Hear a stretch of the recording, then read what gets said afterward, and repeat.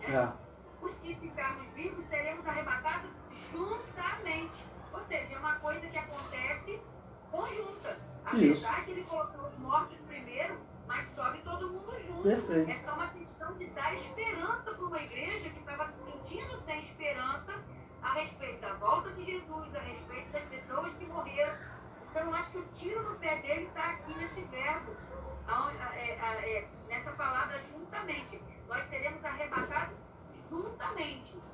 Eu não sei como é que está no original, mas eu acredito que a leitura aqui em português está fazendo sentido. Faz sentido, sim. E nós veremos que o próximo texto que ele mostra, não ocorre nada com os vivos e os mortos. Na verdade, os que ressuscitam, no próximo texto que ele vai mostrar, vai ficar reinando na terra com Jesus. Ou seja, os textos são contrários à argumentação dele, né? É inacreditável, mas ele apresenta textos para criticar o pré-tribulacionismo, mas na verdade os textos são a favor do pré-tribulacionismo. Bom, vou continuar o vídeo dele aqui, né? Ele diz... Primeiro, vocês estão vendo a minha mão aqui? Acontece a vinda do Senhor.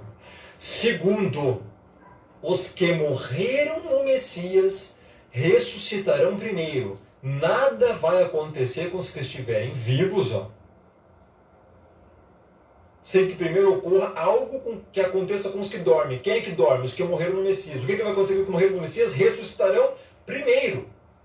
Depois nós seremos arrebatados. Veja, para o arrebatamento acontecer, existem dois fatores. Primeiro, a vinda do Messias em glória, parousia. Observaram que ele incluiu ali agora, ele falou que vinda em glória. O texto não está falando de vinda em glória. Entendeu? Ele inclui coisas que não estão no texto. O que o apóstolo Paulo disse, ele não falou de vinda em glória. Ele falou que o Senhor descerá dos céus, os mortos em Cristo ressuscitarão primeiro, depois nós, os que ficarmos vivos, seremos arrebatados juntamente com ele. Ou seja, não está falando da vinda em glória. Aqui está falando da igreja ir ao encontro de Jesus. Ou seja, ele vai pervertendo o texto todo. É inacreditável. Vou continuar, olha. Chegada final. Segundo, a ressurreição anástasis dos justos, que também é chamada de primeira ressurreição, já vamos abordar aqui. E terceiro, só depois disso ocorre o arrebatamento. Ok? A regra bíblica é essa aqui. Regra bíblica é para rir, né?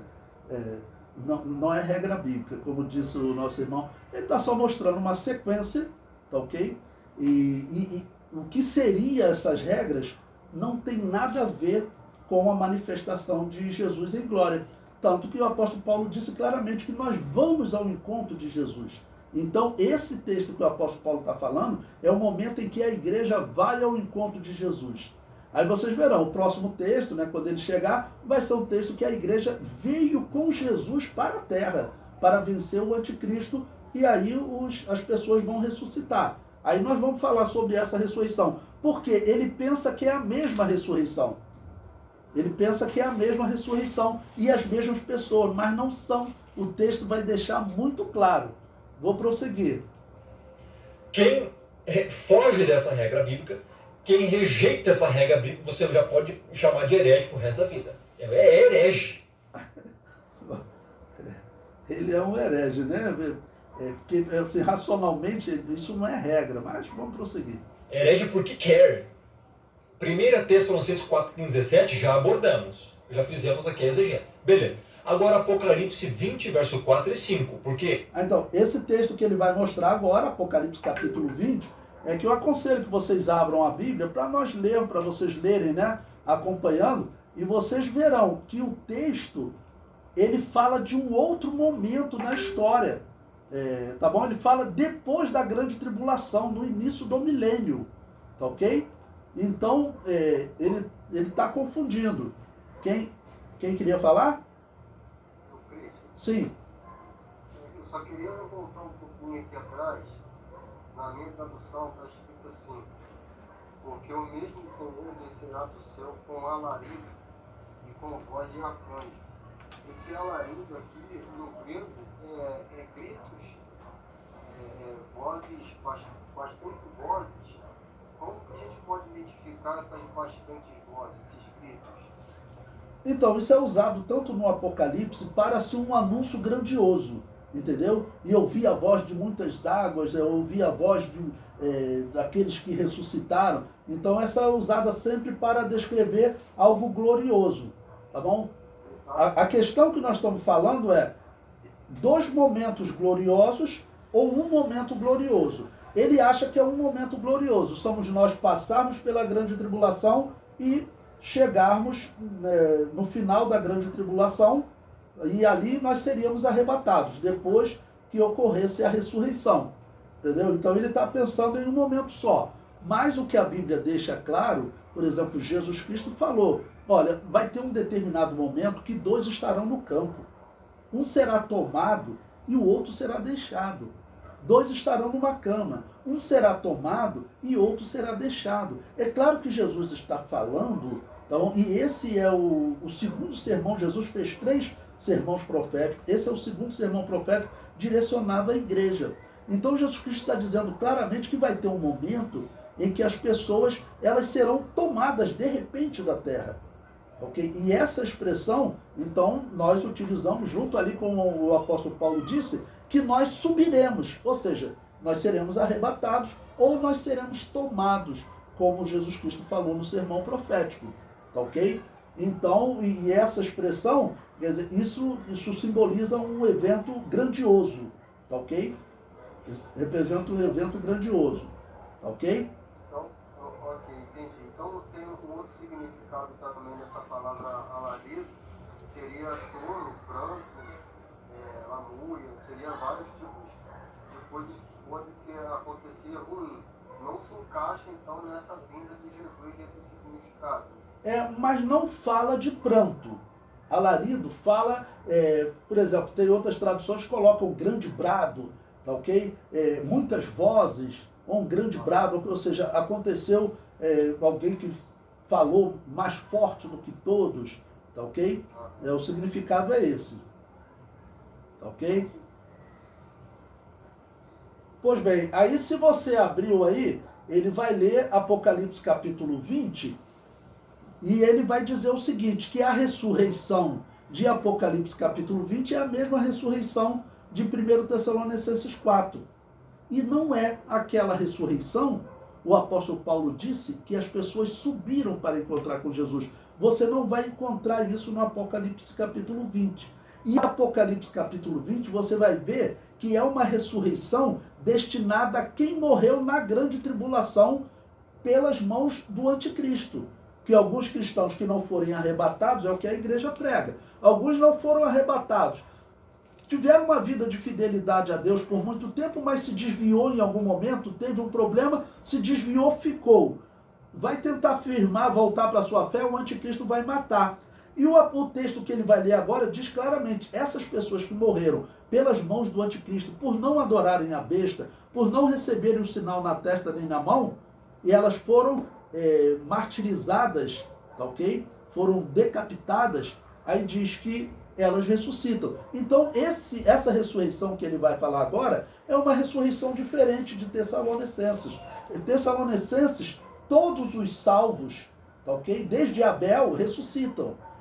O próximo texto que ele vai mostrar são as pessoas que morreram na grande tribulação. Ou seja, na verdade, os textos, eles mostram uma diferença de eventos. E ele usa como se fosse um evento só. Tá bom? Irmão William, quer falar? Então, pastor, no caso, as pessoas que morreram antes em Cristo, elas serão ressuscitadas antes que a igreja seja arrebatada? Isso, elas ressuscitam primeiro, o apóstolo Paulo disse, né? Nós não precederemos os que dormem, porque os primeiros mortos em Cristo ressuscitarão incorruptíveis, e depois nós que estivermos vivos seremos arrebatados, juntamente com eles, seremos transformados e arrebatados, tá ok? Então nós não precederemos os que dormem. O apóstolo Paulo disse bem claro, os mortos ressuscitam, tá ok? E nós somos transformados e arrebatados juntamente com ele. Isso está certo. Ok? Respondido? Respondido sim. Irmã Cleonice levantou a mão? Eu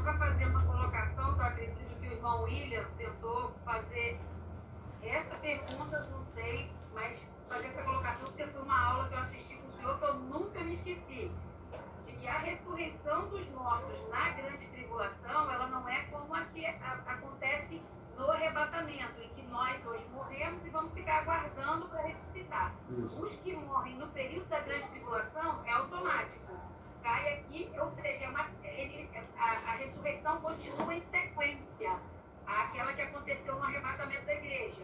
Os mortos em Cristo na grande tribulação, numa aula que eu assisti do senhor de escatologia lá no seminário, foi a seguinte: esses mortos da grande tribulação, eles morrem e já aparecem ressurretos na eternidade. Não deve ter sido isso que eu falei, não.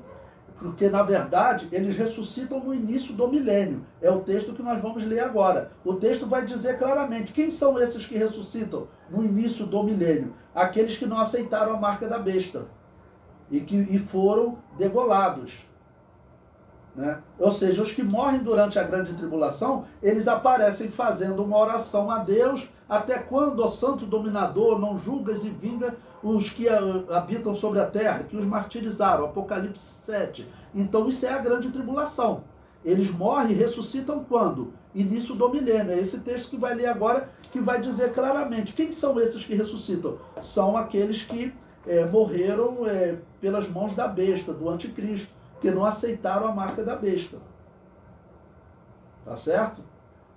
Vamos ler esse texto agora. Ele vai ler e eu aconselho vocês que abram aí a Bíblia para acompanhar a leitura.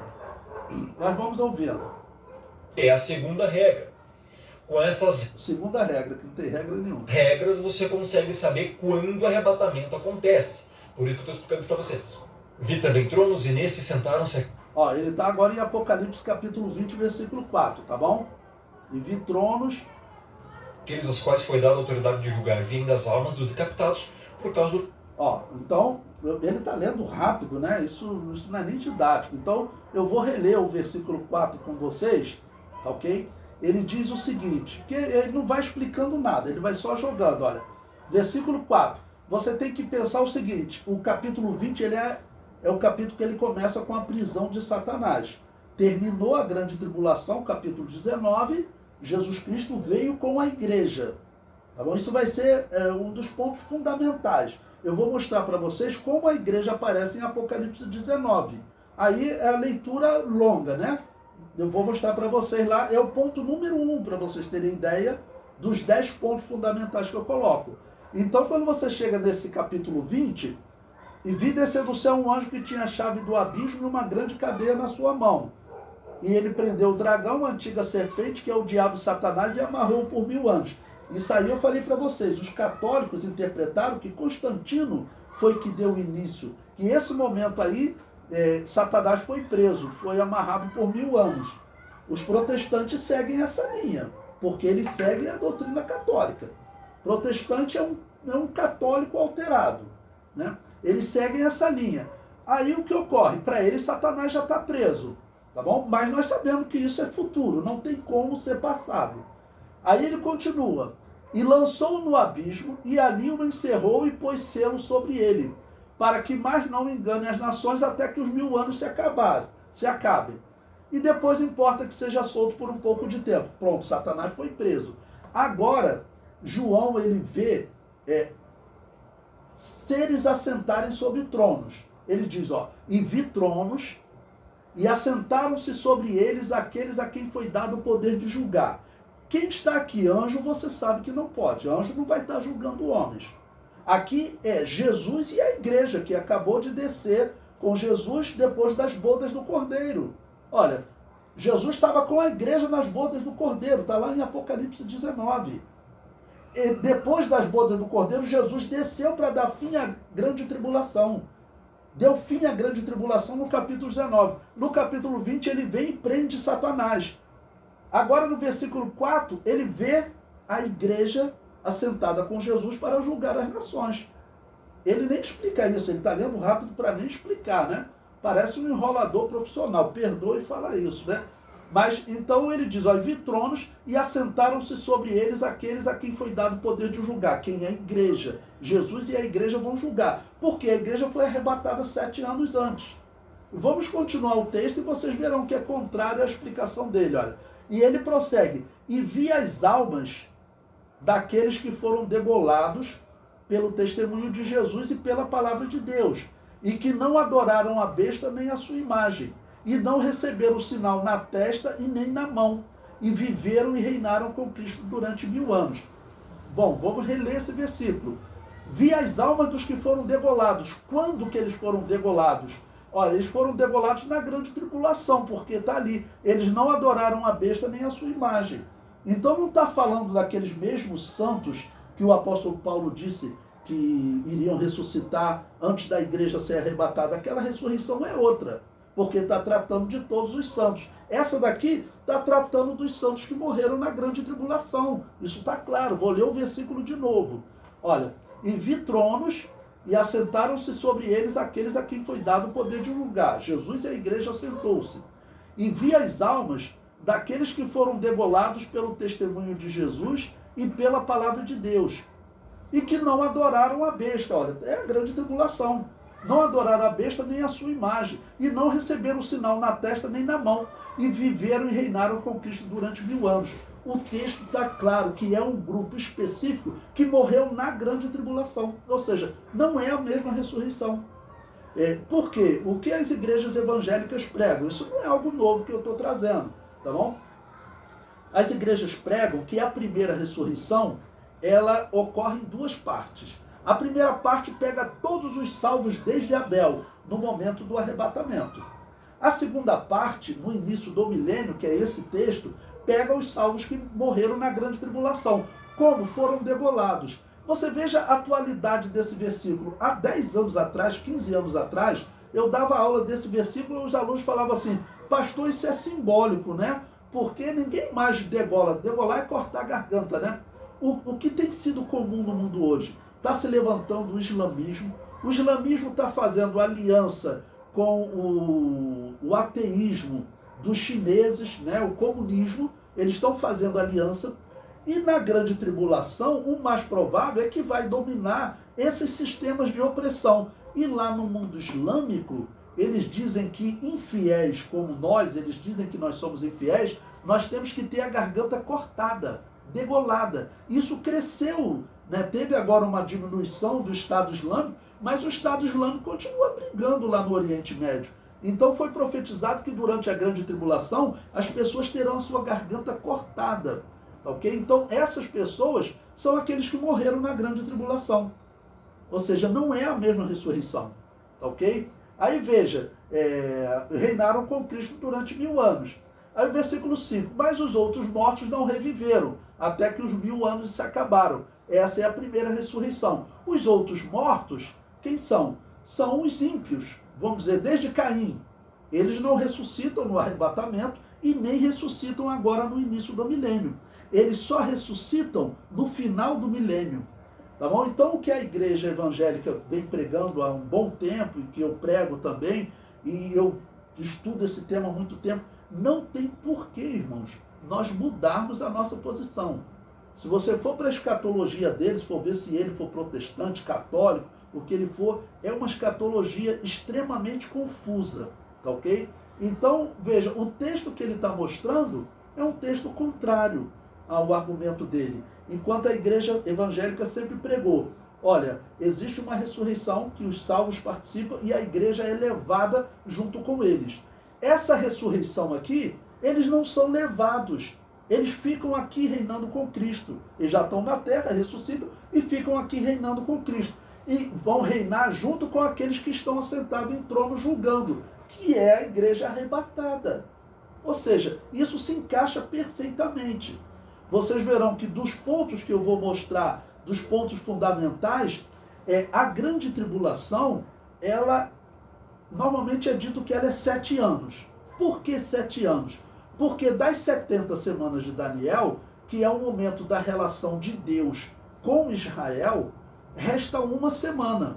Quando você lê Daniel, nós vamos estudar isso lá com detalhes. Aqui eu estou só definindo. Quando você estuda as 70 semanas, o que acontece? Daniel, ele diz que 69 semanas vão se cumprir na morte do Messias. O Messias morre. E restou 1 semana. Vocês já devem ter ouvido uma expressão que é usada nos púlpitos, O relógio de Deus com Israel parou. Vocês já devem ter ouvido essa expressão. Porque estava contando as 70 semanas. Chegou na semana 69, o Messias morreu. Parou a contagem das 70 semanas. Ok? Resta uma semana de anos, ou seja, restam 7 anos. Esses 7 anos é interpretado como sendo a grande tribulação. Se a grande tribulação é a última das 70 semanas de Israel, de Daniel, Deus está lidando com Israel, não é mais a era da igreja. Se não é a era da igreja, faz sentido você acreditar que a igreja foi tirada antes. E se você vê texto que o apóstolo Paulo está dizendo, de uma igreja sendo levada, se você vê Jesus Cristo falando também de algo que é uma surpresa, estão dois numa cama, um é levado e o outro é deixado. Enquanto lá na ressurreição de Apocalipse capítulo 20, está falando de pessoas, né, que eles morreram na grande tribulação, e ali não fala de ninguém sendo levado. Ele compara dois textos que são diferentes e que condenam a tese dele. É assim inacreditável, né? Pois bem, eu vou colocar o texto que ele fala, né? Alguém levantou a mão? Não, né? Eu vou colocar o texto que ele fala, que ele está lendo. É como eu resolvi ler, porque ele está lendo rápido. Agora, compare essa explicação com o que ele vai falar. Olha. Por isso que eu estou explicando isso para vocês. Vi também tronos, e nestes sentaram-se aqueles aos quais foi dada a autoridade de julgar vindas das almas dos decapitados por causa do testemunho do Messias, bem como por causa da palavra do Criador. Presta atenção agora. Tantos quantos, características deles, não adoraram a besta, nem tampouco a sua imagem, nem receberam a marca na fronte e na mão. Olha, isso aqui remete a pessoas que estão aonde? Na tribulação. Porque a besta, a imagem da besta, o anticristo, a marca, só vai vir durante a tribulação. Eles viveram e reinaram com o Messias 1000 anos. Ou seja, eles morreram na tribulação. Veja, eles foram decapitados pela besta. Por não adorarem a besta, receberem a marca. Verso 5. Os restantes dos mortos não reviveram até que se completassem os 1000 anos. Bom, eu vou parar aqui para... Vocês viram como ele não explica? O texto está dizendo claramente, ele lê o texto está claro. Esses que ressuscitam vieram da grande tribulação. Então não pode ser os salvos de todos os tempos. Não pode estar aí Abel, Noé, não pode estar essas pessoas. Não pode estar eu e você, se eu e você morrermos amanhã, nós não fomos decapitados. Nós não confrontamos a marca da besta, tá ok? E isso não foi colocado como desafio para nós. Okay? Então aqueles ali é um grupo específico. O texto é completamente contrário ao que ele fala, né? O texto é completamente. Aí ele conclui, né? Ele vai falar. Esta é a primeira ressurreição. A pergunta que eu faço aqui é, vamos ver agora se vocês estão ligados na parada. Quem vai ressuscitar na primeira ressurreição? Os que morreram no Messias vão ressuscitar na primeira ressurreição. Ou seja, todos os que morreram salvos. Vocês estão vendo como ele confundiu? Porque o texto claramente não está falando de todos os salvos. E o texto não fala de pessoas que ressuscitaram e foram levadas. O texto é diferente. O texto disse, né, que eles viveram e reinaram com Cristo por 1000 anos. Por quê? É o tempo que Jesus vai implantar o reino aqui na terra. Ou seja, eles não são levados. Enquanto a outra ressurreição, é dito que eles são levados. São levados para participar do tribunal de Cristo, das bodas do Cordeiro. Tanto que as bodas do Cordeiro, Apocalipse 19, a igreja está lá no céu com Jesus já, com corpos incorruptíveis. Aí, capítulo 19, ela desce com Jesus, dá fim ao reino do anticristo e começa Apocalipse capítulo 20. Satanás é preso e a igreja se assenta com Jesus em tronos para julgar. Então, ressuscita aqueles que morreram na grande tribulação para se juntar à igreja. É isso que está no texto, né? Bom, quem levantou a mão, pode falar, irmã Cleonice. Então, a proposta dele foi justamente misturar primeiro aos Tessalonicenses com o Apocalipse para dizer o seguinte: é impossível aquele texto estar falando sobre arrebatamento da igreja, sendo que a primeira ressurreição só acontece aqui, depois da grande tribulação. Ou seja, ele não faz essa separação, que é o que eu disse para o senhor deu aula lá, de que a ressurreição dos mortos em Cristo na grande tribulação, ela acontece em sequência ressurreição, vamos dizer assim, Isso né? mesmo. Vamos dizer que nós foi, está lá aguardando. Vem o arrebatamento, vem a ressurreição.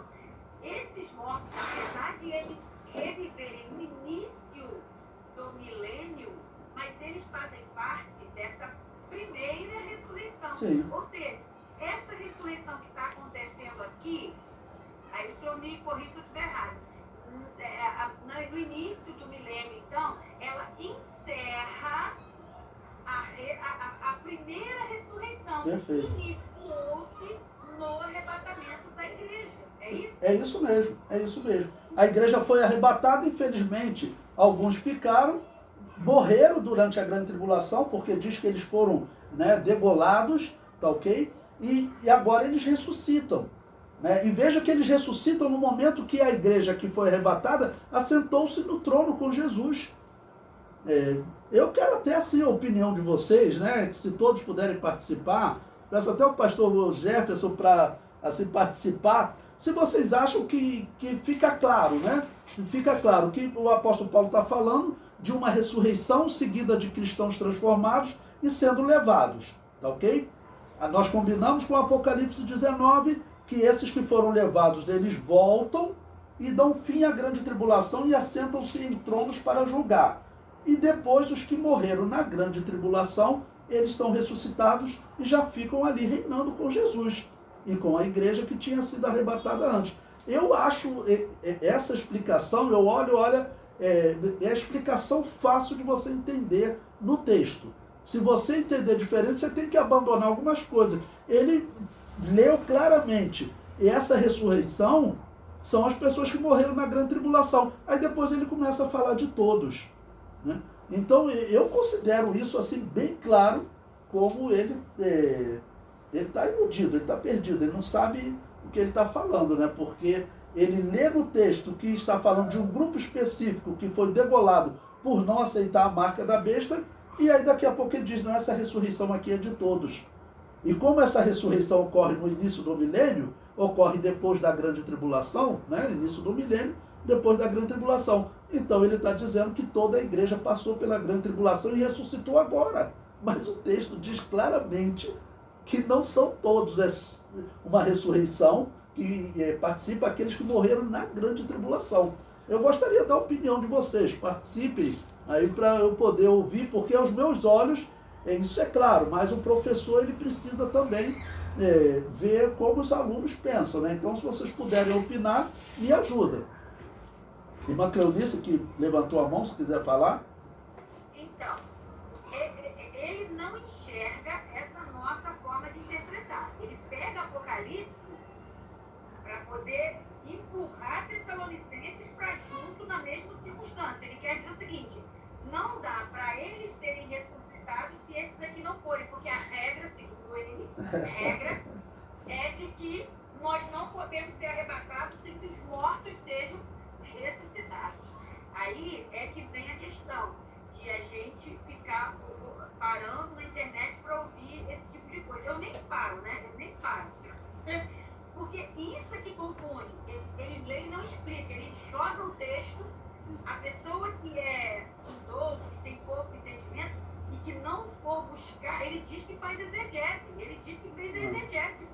Ele fez exegese. Não fez nada. Então, ele não considera isso que nós consideramos, de que a primeira ressurreição, ela se inicia no arrebatamento e ela dá continuidade até o início do milênio, onde ressuscitam, então, os que morreram durante a grande tribulação. Perfeito, Okay?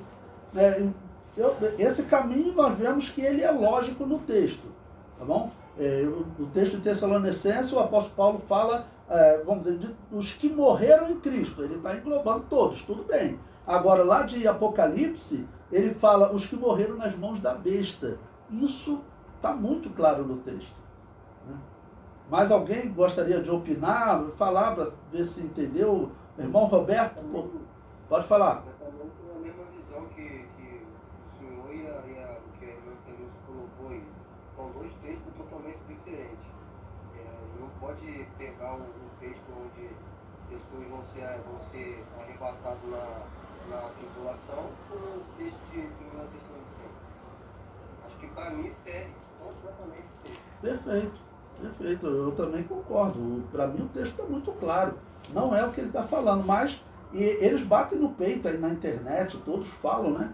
Que o pré-tribulacionismo é uma interpretação que surgiu agora recentemente. Não é verdade. Eu vou mostrar a história do pré-tribulacionismo para vocês. É porque na linha católica e protestante, eles não pensam isso, porque eles pensam que já estão em Apocalipse 20, que Satanás já foi preso, né? Irmão Roberto Portiche. Rapaz, irmão. Rapaz. Pastor. Eu concordo com toda a sua explicação. Há anos que eu já também tenho essa mesma visão. Mas esse julgamento, nós participaremos. Jesus Cristo não será no julgamento do trono branco? Não. O que ocorre? Existe um julgamento no início do milênio, tá bom? Que existem muitas interpretações, mas a interpretação da igreja é o seguinte, que será algo visível.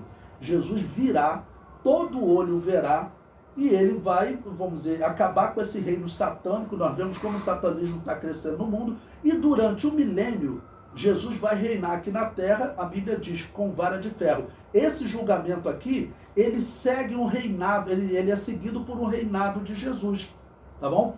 O juízo final, ele vai acontecer no final do milênio, tá bom? Se nós continuarmos lendo, abra aí Apocalipse capítulo 20, esse texto que nós estamos lendo, tá ok? Então veja, Apocalipse capítulo 20, versículo 1 a 3, ele viu o quê? Início do milênio, Satanás foi preso, tá bom? Aí foi no versículo 4, ele viu que aqueles que foram martirizados, foram degolados durante a grande tribulação pela besta, eles ressuscitam. O versículo 5, ele diz, os outros mortos não ressuscitam agora, só no final dos 1000 anos.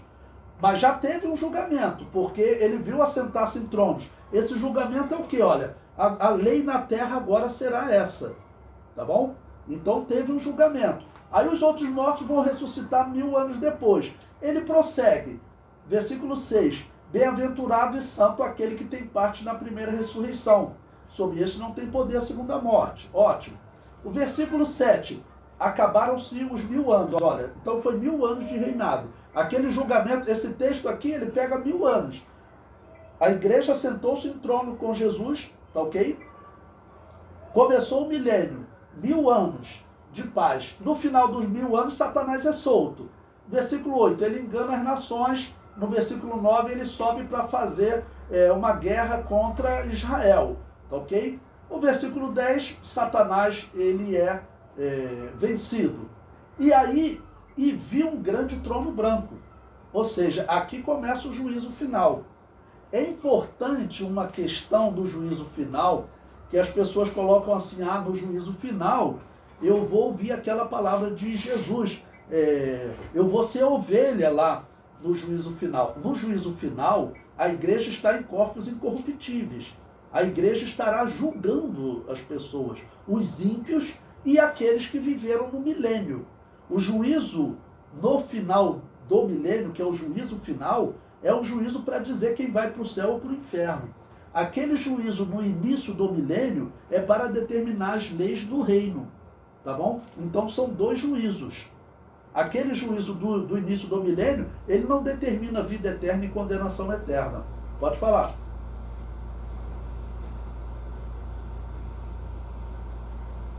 Irmão Roberto? Conseguiu? Não. Eu entendi. Eram dois juízos. Eu concordo com o irmão. Esse primeiro juízo que nós participaríamos seria para o primeiro juízo, Jesus é o juízo de Cristo, é o trono de Cristo, para os galardões.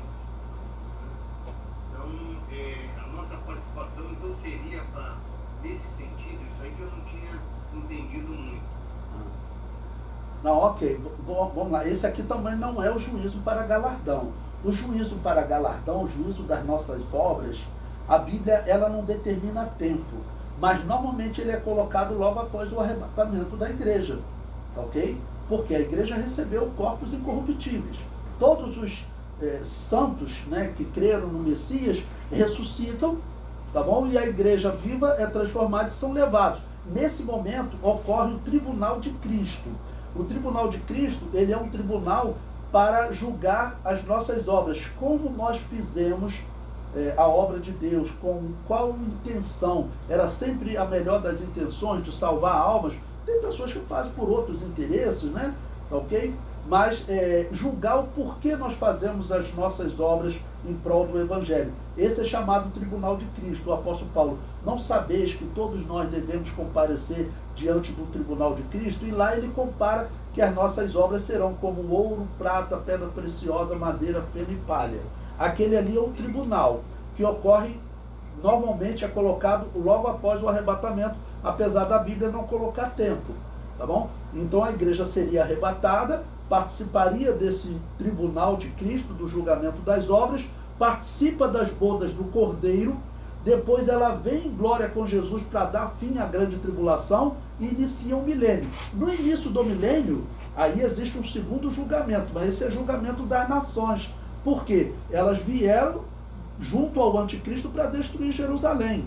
Perderam a guerra. Agora é um juízo determinando as leis do reino. Será um reino justo, vocês terão direito a um reino justo por 1000 anos, mas a lei é essa, essa e essa. Tá ok? Vocês vão ter que obedecer essa lei. Acabaram-se todas as armas, todas essas bombas atômicas, isso aí acabou tudo.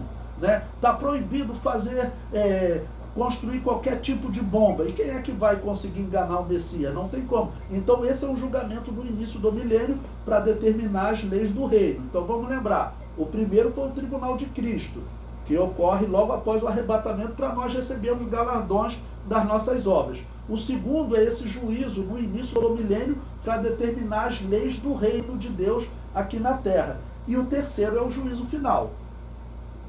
Respondido? Ok. Bom, quem mais levantou a mão? O irmão William Quintanilha Soares. Pode falar, meu irmão.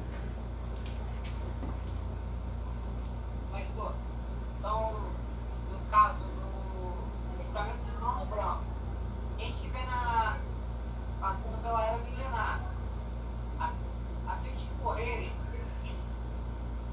assim, engana Cristo nessa, porque Satanás depois vai ser solto para enganar nações. Essas pessoas, então, elas nem passam pelo julgamento, elas já são logo condenadas. Não, elas têm um julgamento, né? O julgamento final, todos participam, até os anjos serão julgados.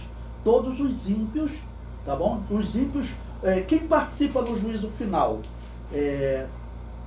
Jesus Cristo julgando, e a igreja, né? Satanás e seus anjos, tá bom? O apóstolo Paulo disse: não sabeis que havemos de julgar até os anjos que pecaram? Então, Satanás e seus anjos estarão nesse julgamento.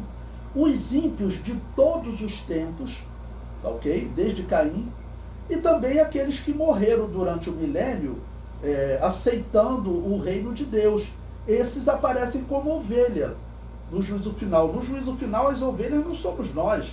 Nós estamos lá sentados no trono julgando. As ovelhas são aqueles que morreram durante o milênio. Durante o milênio o homem vai viver 100, 200, 300 anos, mas vão ter muitos mortos, né? Então aqueles que morreram, olha, esse reino é justo, eu aceito o reino desse Jesus, porque Isaías diz que o conhecimento do Senhor encherá a terra. Nós poderíamos marcar um apocalipse para nós estudarmos sobre o milênio, que tem muita coisa que Isaías fala, né, que Ezequiel fala. Então, quer dizer, nesse período, tá ok? Eles estão vivendo esse reino, aceitaram Jesus e morreram. Eles vão aparecer no juízo final como ovelhas.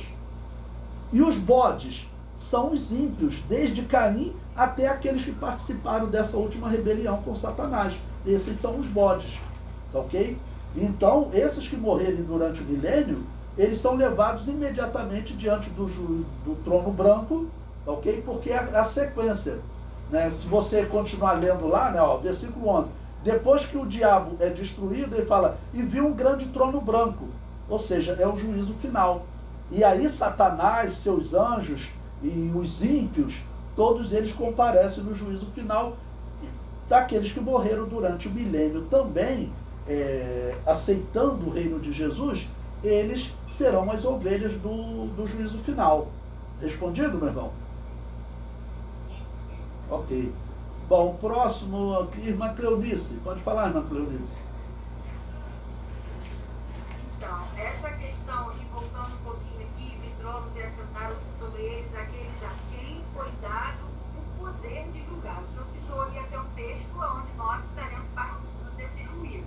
Isso. Só que assim, no milênio, nós estaremos reinando juntamente com Cristo. Ou seja, a gente recebe a autoridade de governo sobre as nações juntamente com Ele. Isso. Nós governaremos sobre Israel e sobre as demais nações. Isso. Então, essa questão aqui, respondendo aí até para o irmão Ortiz também, a quem foi dado o poder de julgar. Ou seja, a igreja que foi arrebatada e agora retorna com Cristo para viver o milênio, tem a ressurreição desses mortos durante o milênio, eles se atentam agora com essa autoridade sobre as nações. Perfeito.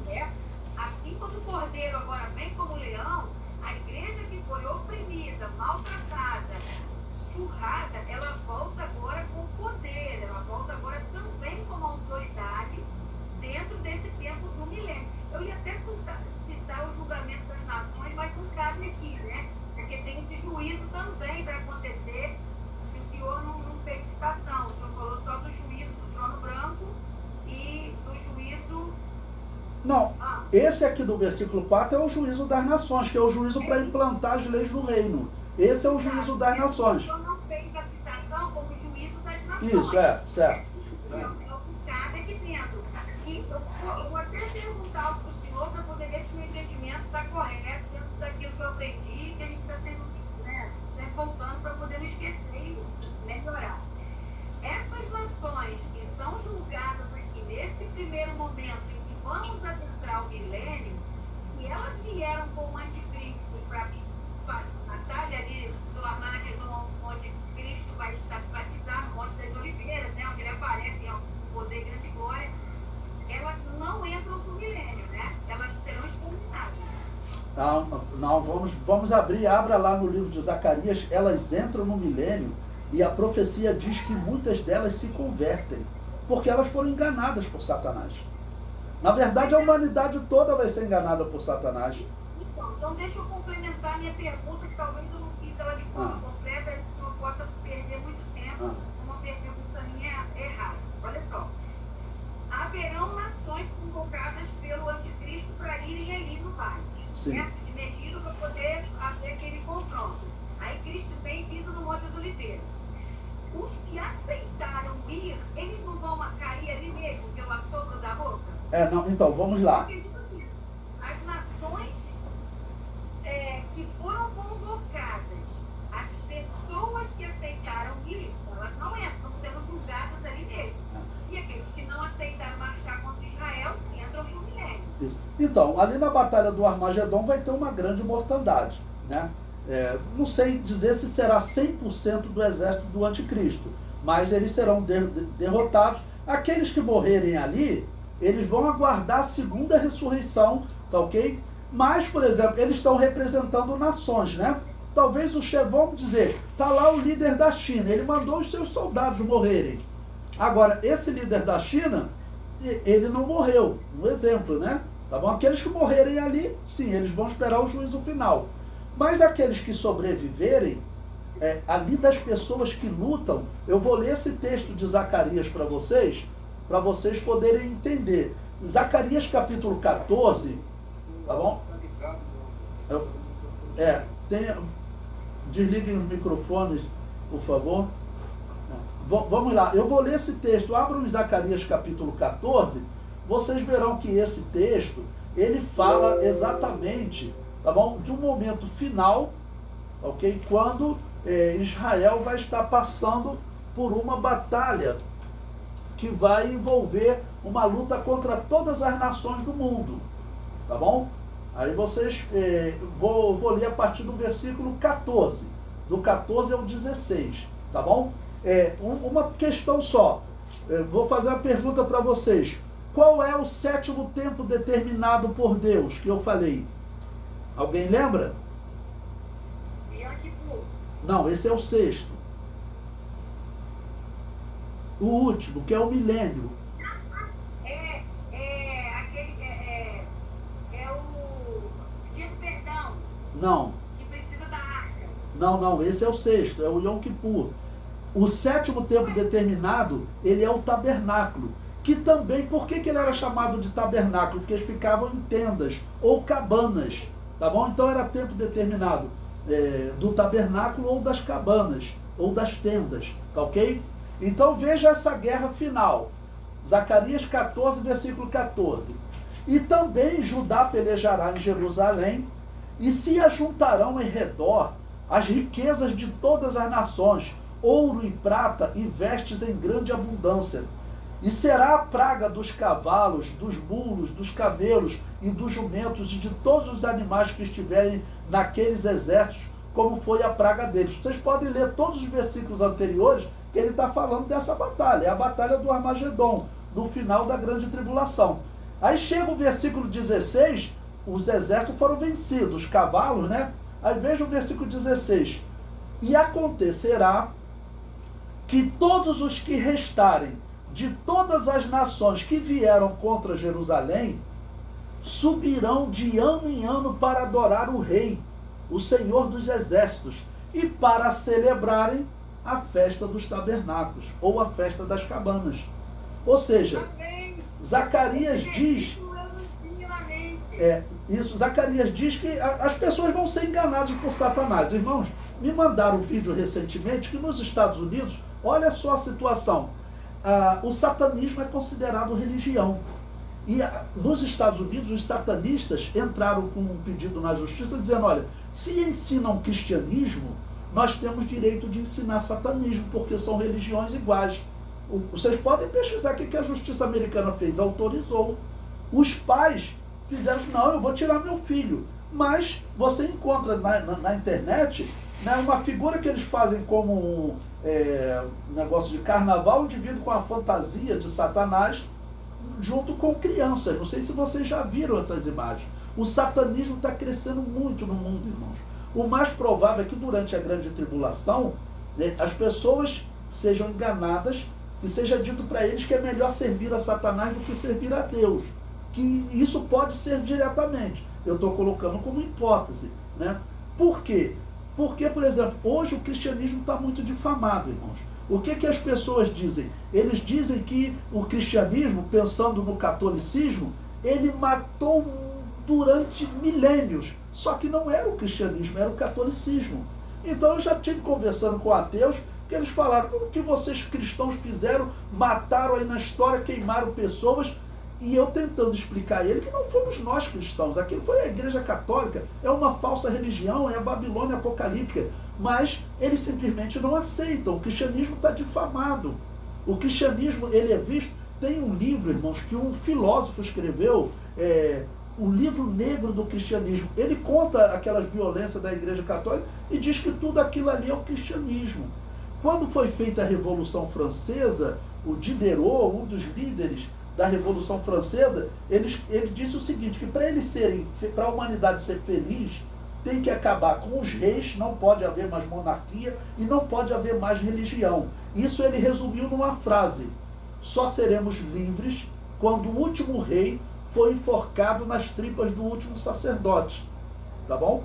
Então, quer dizer, o mundo está caminhando numa posição em que Satanás está aparecendo como gente boa. A Rede Globo de televisão, essa praga, ela fez um seriado, aí talvez vocês tenham visto, eu não quis ver, eu li sobre porque eu tenho que ler.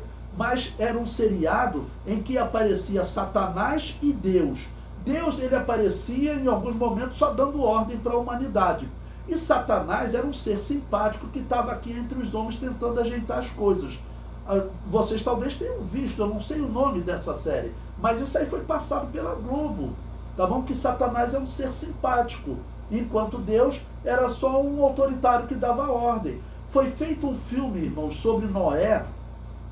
Esse filme foi muito famoso, talvez vocês tenham visto. Eles passaram um satanismo terrível. Primeiro, vocês lembram daqueles anjos caídos, que eram os gigantes? Quem viu o filme, se quiser ver, é bom como exemplo. Noé está lá antes do dilúvio, Deus deu ordem para ele construir a arca. Só que Deus não faz nada por Noé. Deus não protege Noé. Os descendentes de Caim começam a atacar Noé. Quem é que aparece para defender Noé? Pode ver o filme. São os anjos caídos, os demônios, que eles aparecem como gigantes de pedra. E vai correndo o filme, esses gigantes aparecem, aí os descendentes de Caim não conseguem atacar Noé. Só que no decorrer do filme, Noé começa a falar assim: mas explica aí, como é que vocês vieram parar aqui na Terra? Por que vocês viraram esses monstros? Aí os demônios falam assim: olha, os demônios vão culpar Deus e os homens, e eles como vítima. Olha só a história. Ele fala o seguinte: olha, a história foi o seguinte, vocês pecaram, e Deus queria punir vocês. E nós começamos a defender vocês, ou seja, os demônios dizendo que começaram a defender que Deus deveria ser mais misericordioso com os homens. E ele disse: mas Deus foi intransigente em querer punir vocês. E nós que insistimos, o que Deus fez? Deus nos puniu e nos jogou aqui na terra. E nós estamos aqui. Aí o filme continua. Aí já tem uma cena terrível que Noé se encontra com Matusalém e Matusalém dá um chá alucinógeno para ele. Aí Noé bebe aquele chá e ele começa a ter as visões do dilúvio. O filme continua mais. Quando está chegando a hora do dilúvio, irmãos, é uma cena horrível. O demônio vira os olhos para o céu com aquela boca torta, uma coisa horrível, e ele começa a falar: reconheça, como que dizendo para Deus, reconheça que você errou. E ele fala algumas vezes, até que o que Deus faz? Quem viu o filme, viu. Deus então restaura os demônios no céu, ou seja, Deus reconheceu que errou. Olha as mensagens que o mundo está passando. Aí tem crianças que assistem aula de satanismo nos Estados Unidos. Aqui na Colômbia, diz também que o satanismo está crescendo muito, tá ok? No Brasil aqui, eu acho que é fake news, mas já disseram que tem gente propondo que satanismo é uma religião, que nós não podemos falar nada contra essa religião, que nós não podemos nem expulsar demônio. Então, como que vai ser essa situação da grande tribulação? Ok? Então eles foram enganados, tá bom? Eles serão enganados. Durante o milênio, quando eles verem o reino de Jesus, tá bom? O versículo 16 diz que eles reconhecem: nós fomos enganados a acreditar naquele troço, né? É muito melhor servir a Jesus. Na verdade, os exemplos que nós vimos, aí eu estou ilustrando, né? Os exemplos que nós vimos na história, que nós pensávamos que eram cristãos matando, não eram. Na verdade, aquilo ali era a Igreja Católica que matava até outros cristãos. A história da Inquisição, quem lê, a Inquisição foi criada para matar uma igreja evangélica, lá em 1200. E essa Inquisição prosseguiu por séculos. Então é claro que existia uma igreja evangélica. Mas o que católico e protestante dizem? Que não existia, que só existia a Igreja Católica, né? E isso está errado, mas durante o milênio, hoje eu não consigo convencer. Eu gravo diversos vídeos, eu vou passar para vocês mais de 600 vídeos de escatologia do curso que eu fiz interpretando o Apocalipse, versículo por versículo. Eu falo, se nós conseguíssemos convencer o mundo hoje, né, de quem matou na história não foi o cristianismo, mas a Igreja Católica, olha, nós não teríamos mais problema com o islamismo. Porque o islamismo odeia o cristianismo por causa das guerras santas, das cruzadas que a Igreja Católica organizou contra eles. Porque antes disso, a história comprova. Poderia ter problemas isolados, mas judeus e cristãos viviam bem no reino muçulmanos.